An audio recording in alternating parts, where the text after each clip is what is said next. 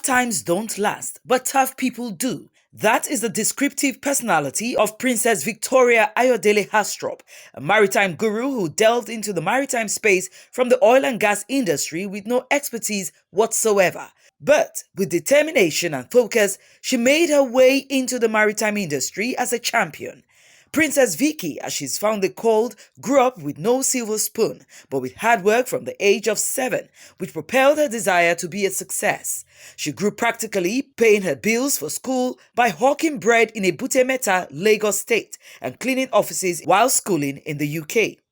Today, she is the Executive Vice Chairman of ENL Consortium, in charge of Terminal C and D of the Apapa Port, which is the largest port in Nigeria, with 10 berths. For her, she believes it is God's providence and compensation for her father, who was a diligent worker in Terminal C of the Apapa Port as a tally clerk, the same terminal she now controls. One will say that God has indeed shown kindness to this enigma of beauty, a true version of what a woman should be, strong and resilient, standing tall in a man's world.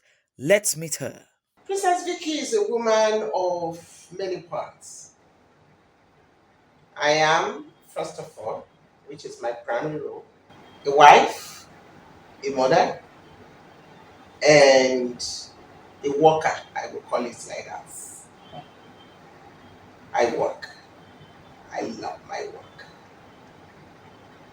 And,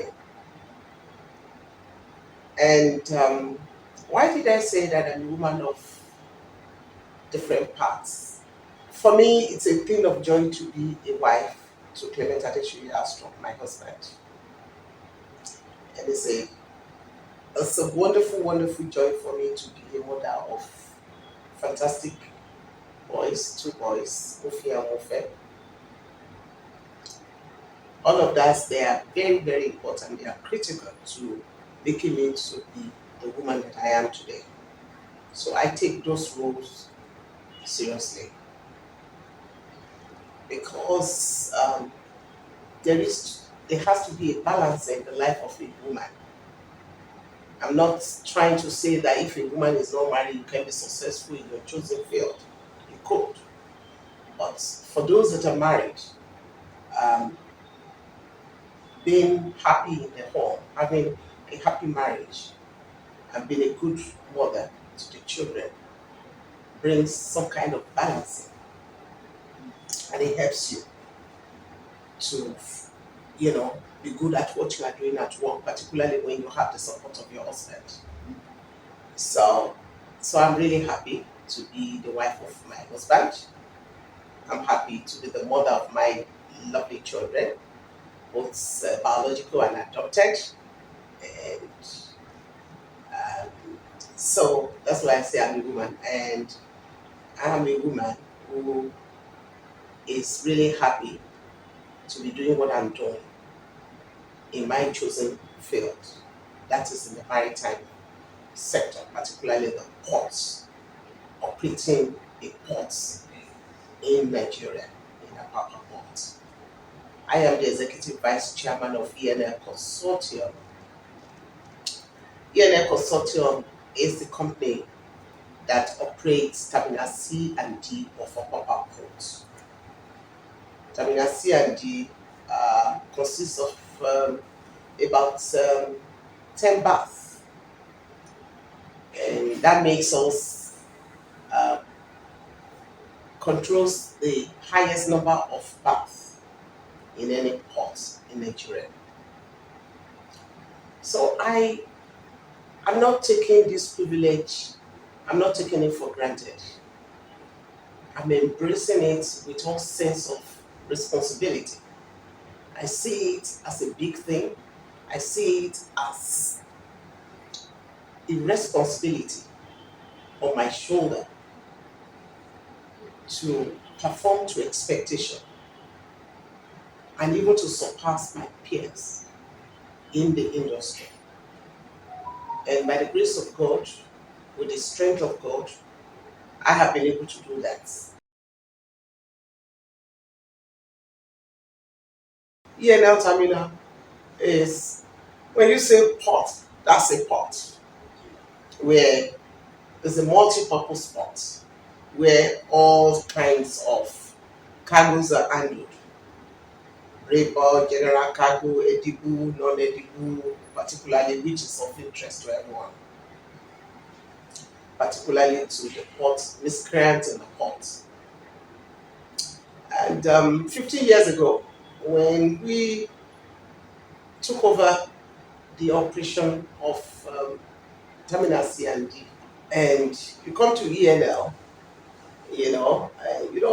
the port was given to us under a concession arrangement, you know, where we are asked to run it for a specific number of years. And then, just to bring about, they wanted Nigerian ports to become service oriented and to become commercialized so that Nigerian government would be able to generate a lot of uh, income from the port. Because before that time, the port in Nigeria was not generating income for federal government of Nigeria. And they wanted a more efficient, a more developed port that could equal to other ports in the world. And that's how we came in.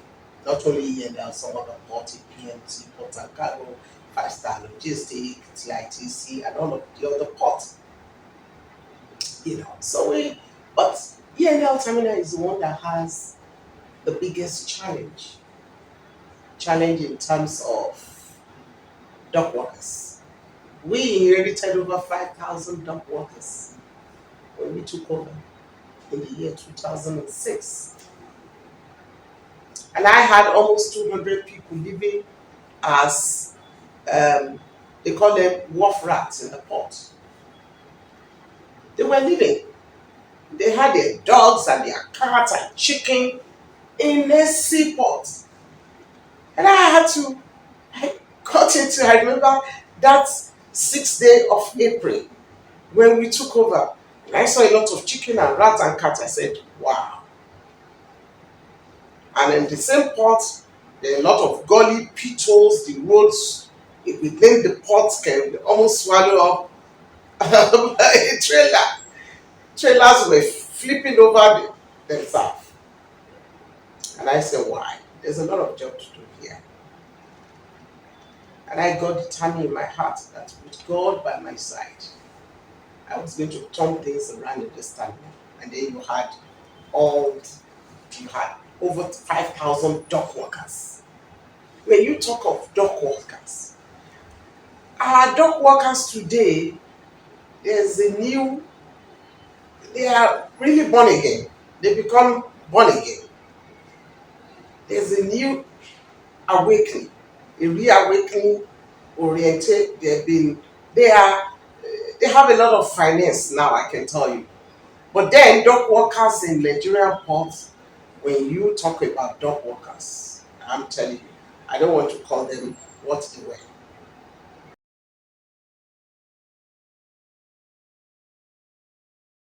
Let me also take you to memory lane. There was an association of wharf rats. They call them Association of Wharf Rats in Nigeria. They formed an association headed by one man they call Baba White. He dresses in white, white, white. Even his what do they call it? Walking stick was white. He has a car, a Mercedes Benz white. He dresses all white, and they go to the ship site by the key apron. You know, I in those days. Oh my God! In those days when we were discharging rice, they will have had they will keep knife, those small knives, those foldable knives, because anything that drops as the cargo is coming down from the ship, anything that pours down or it drops on the ground belongs to the wharf rat. Nobody dare picks it up. That's their, it's their own, it's their right. Our right will be there. As the rice is coming, they already have knife.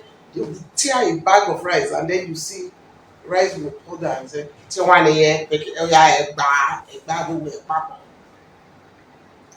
And then as cartons of rice is coming, They will intentionally drop it on the floor, and then the rice will, the fish will scatter, and then they begin to pick that. I saw that. I said, okay, I'm going to deal with this.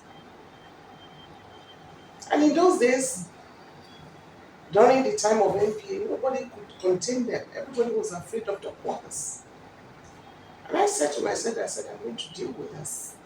This is one main thing that I've got to deal with. And in those days, you see, there were a lot of people blind the ports coming to take stolen cargoes.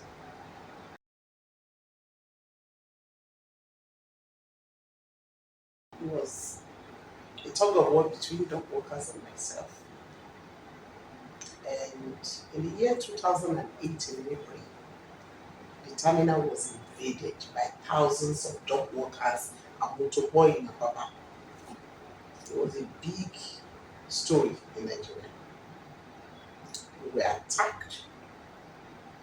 My staff were beaten, blue black. Cars were destroyed, equipment were destroyed, tables were broken, and it was like if you see vice chairman kill her, they were looking for me everywhere to kill me. My executive director, the expatriate, they beat him mercilessly. My staff, my equipment, our cars, they turned our cars to carcass, broke the doors, put them in the sea. It was war that no one could contain. Broke every table, broke every computer, every laptop, everything. If you entered our office, the administrative office, it was like a war zone. I'm not kidding. It it got it became a big story in Nigeria. It got the attention of the president, then President Yaradua. In fact, a presidential committee investigation was set up to come and investigate what happened in here airport.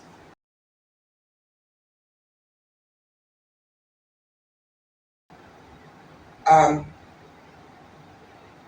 Furthering a good relationship with the leadership of the Maritime Workers Union. At that point, everybody began to take each other serious. Because there was that level of mistrust that was high. Because it was cooked into their brain that we were there to take their job. But I tell you, before we came in, average income of a dock worker was 6,000, 7,000. But today we have dock workers that are earning 100 and something thousand. So their living standard has improved, their working conditions has improved. So so we did all of that. And today, like I said yesterday, I'm sorry, I've become they call me mama. I've become mama of dock workers in Nigeria, and I'm happy to be their mother.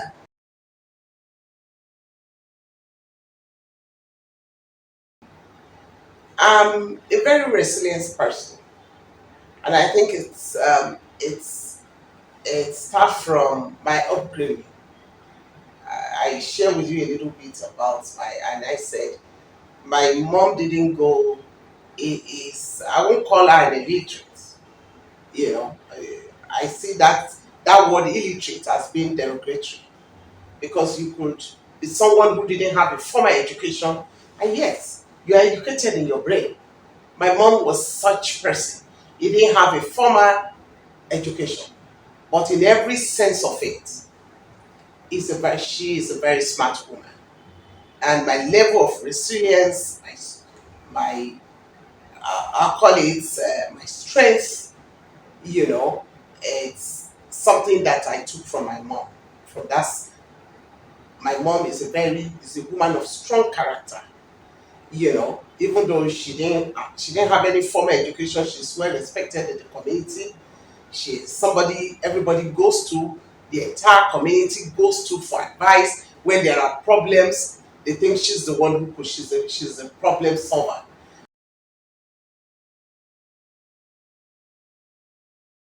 I was determined that I need good education because I know education is key to whatever anybody wants to become in life. I was very, very determined. I was determined that I will not get married until I'm able to stand on my feet. I don't want to be looking up to a man to give me, what do they call it, house allowance. You know, I want to be able to provide house allowance for myself, feeding allowance or whatever. You know, I respect men, I respect husbands, but I want to be able to bring something to the table. I didn't want a situation where I will have to look up to a man to provide for me. I believe that it should be a partnership where everybody should be able to contribute to uh, the needs of the home. So, you know, those are views that I held on to.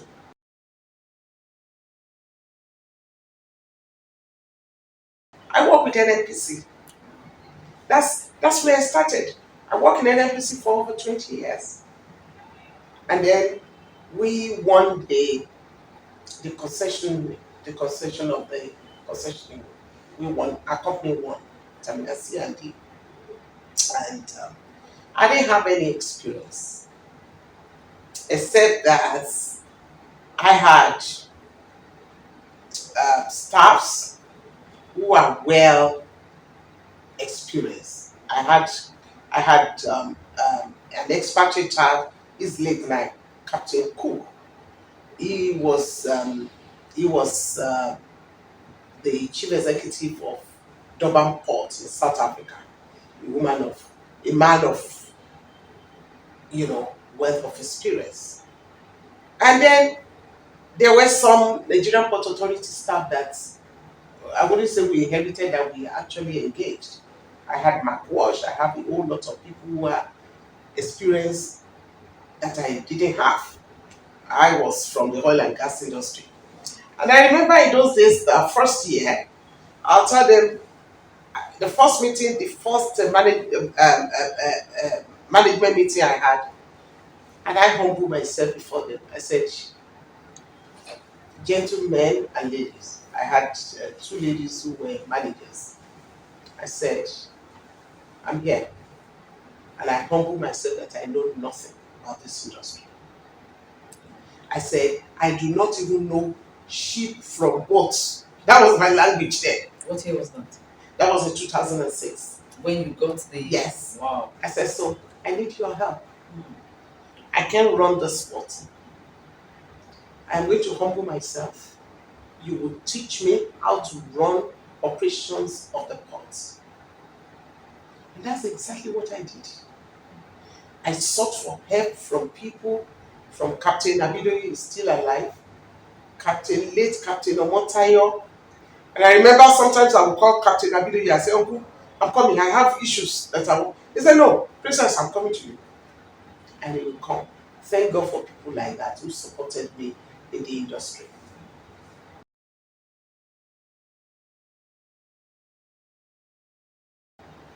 Well, COVID-19 has taught a lot of us, the world at large, lessons. And that lesson is one, um, you could see how is everybody running their business now? Digital. In the comfort of our home, banks are operating. No one is being denied. We could do a whole lot of things in our banks, and they don't have to come to work. But ports, we need to be physically present in ports. Port operation is a 24/7 business. Time is of essence to ships.